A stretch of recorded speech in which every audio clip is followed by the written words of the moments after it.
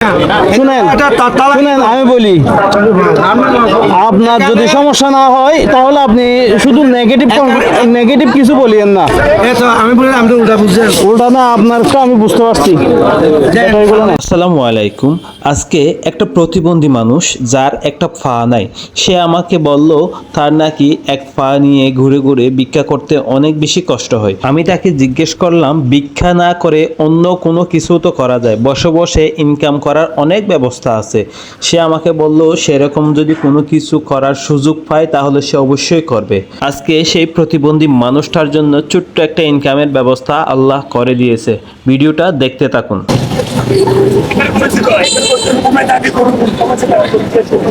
হ্যাঁ, এখন তুমি এটা নিয়ে কোথায় বসবা? ওই যায় বসে ওইখানে ওই জায়গায় তুমি কোথায় চিন্তা করছিলা যে? মানে যে দোকানগুলো না, এই সাইডে আমরা যে পর্দা সামনে হ্যাঁ, ওই যে সামনে পড়লি মনে হয় ভালো হইতো। ওই জায়গায় বসতে দিবেন, আমি খবর নিছি। আচ্ছা আসো।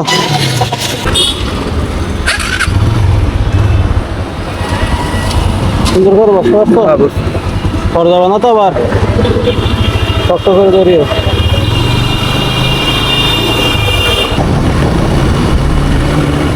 ওই জায়গায় কথা বলে দেখি।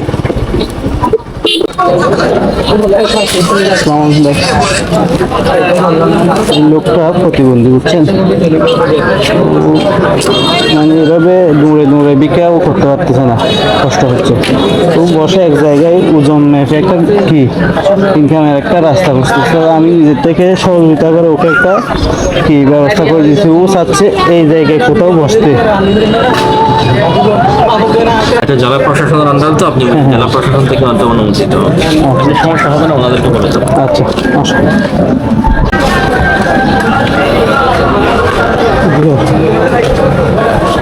আসতে পারবে? আচ্ছা তুমি আসতো। এই লোকটা প্রতিবন্ধী, বুঝছেন?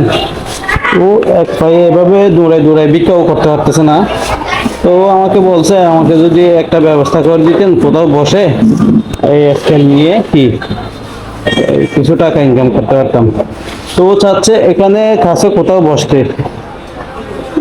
হ্যাঁ, এখন এটা আমি আমার কর্তৃপক্ষ আছে না, এমনি তো ব্যবসা করতেছি, তারপরও এটা যেহেতু জেলা প্রশাসকের আন্ডারে, অনুমতি নিয়ে বসলে ওর জন্য একটু সেফ। আমি বলি এটা যদি অনুমতি নিতে যান হ্যাঁ, তাহলে আবেদন করতে হবে আমার উপর ঠিক আছে?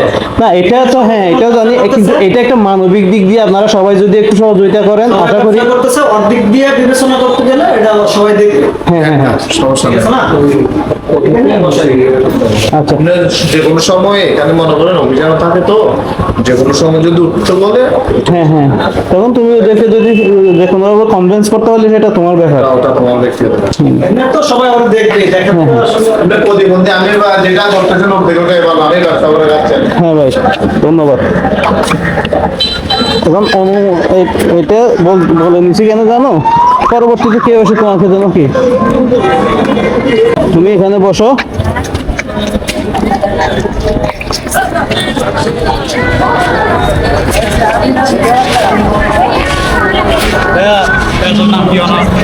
কামরুল ভাই, ওই জায়গায় হলে তোমার জন্য সুবিধা হবে তো? এটা কি মিটার না? মিটার মাফিক করে সারা জীবন যদি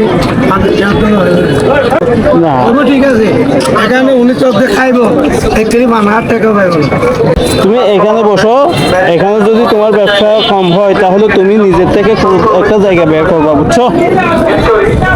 শুনো, তোমার এটা সামনে দিবা, দেখা যায় মতো করে মানুষ অটোমেটিকলি ওখানে না গিয়ে তোমার কাছে আসবে, বুঝছো?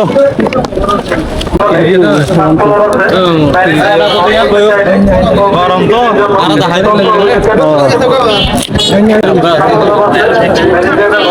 এখানে সবাই তোমাকে সহযোগিতা করবে, বুঝছো? সেটা একটু নিচা তো।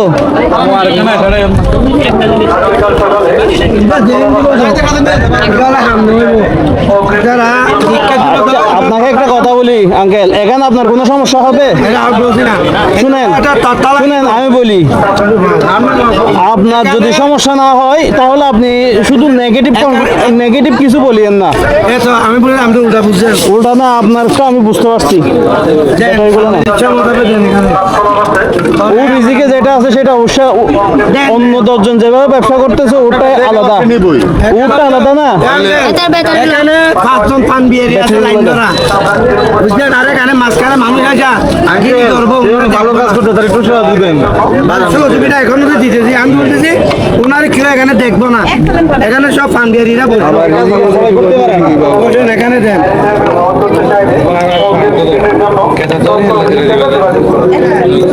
এখানে আমার বড় আরো 4 জন পান বিয়ারি ব্রিজ কর্তৃপক্ষ থেকে অনুমতি নিচ্ছে, ওনারা বলছে যেখানে ইচ্ছে এখানের মধ্যে যে জায়গাটা সুবিধা মনে হয় ওখানে বসাই দেন ওনাকে। দেন আমি ইচ্ছা মতো ভাই ওই লোকটা ভিক্ষা করতে পারতেছে না, হ্যাঁ ওই লোকটা ভিক্ষা করতে পারতেছে না, একটা পা নিয়ে দৌড়াই বইলে করতে পারবো ওই কথা বলতেছি আমি আপনি শুনেন আপনি কেমনে জানেন এখানে বিজনেস হবে কি হবে না? আল্লাহ যদি ওকে দিতে চাইলে ও এখানে বিজনেস করবে। আপনি আগে থেকে কেমনে বলতেছেন এখানে হবে না, পারবে না?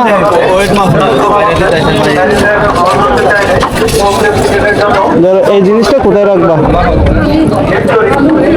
একটু তুমি হাতে ধরে রাখিও।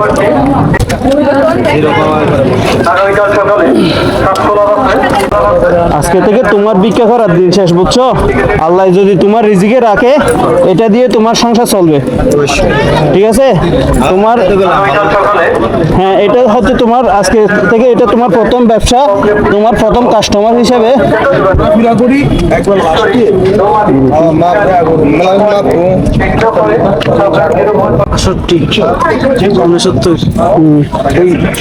কাউকে কোনো নির্দিষ্ট দাম বলবো না, বুঝছো?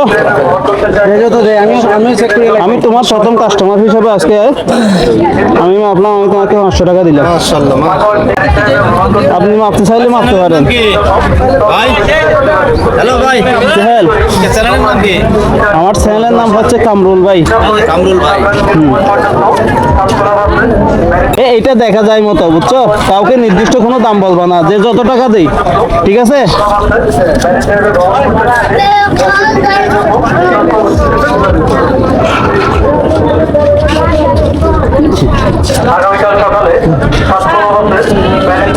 দেখবা তোমার ব্যবসা এখানে হবে, আল্লাহ তোমার রিজিকে যা রাখছে তা এখানেই দিয়ে দিবে। 70-এর মতো আছিল।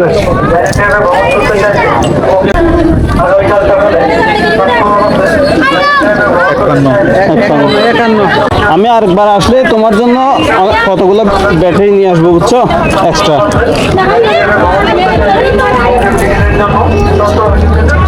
ভাইয়া